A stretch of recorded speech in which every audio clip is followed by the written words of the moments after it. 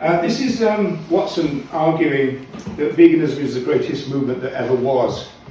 And he said it's the only one that can save mankind, as he said, humanity.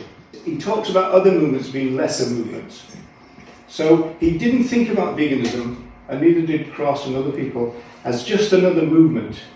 They saw it as an overarching philosophy that could incorporate everything else. And so he said, rather kindly, that other movements are lesser movements because their focus and scope is smaller than veganism. Veganism would incorporate kind of everything, if you like. And he used this kind of metaphor of the Titanic.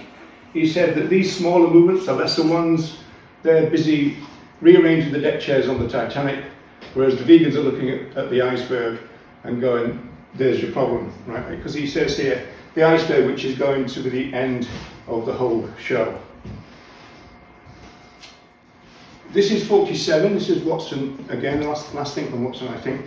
And although he did say in 45 that the aim of the Vegan Society was to oppose the exploitation of sentient life, which I think is probably the best statement about vegan values.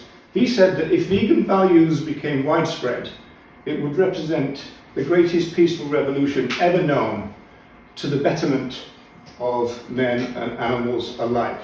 Now, this sentiment here was not controversial 15 years ago. It is now, because there are groups in the modern movement who are kind of reducetarians, they're animals-only people, and they're trying to argue that veganism is about our fellow animals and nothing else, which flies completely in the face of everything that the founders of our movement said about veganism. So there's a focus and a scope. The focus of our movement is always on our relations with our fellow animals and the fact that we oppose their exploitation. That is the focus.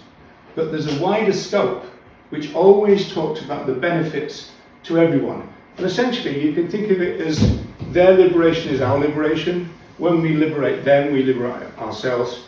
Watson, later in his life, he said he realised that we can't do it unless we do all of it. You know, it's not as though you can take individual bricks out of a wall. You've got to bring it down all together.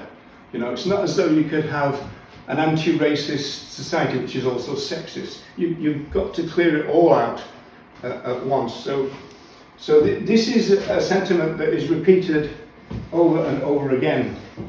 This is Jack Sanderson, and he's looking back in the 1960s to what Donald Watson was all about. But he said it again, it's to erase from the face of the earth all the wrong exploitation, that word again, of the collective life on earth, that of the creatures and the plants and that of men. So in the modern day, that's a better ordering of the concerns of it, I suppose, but it's all still there. It's a kind of holistic view that they all shared.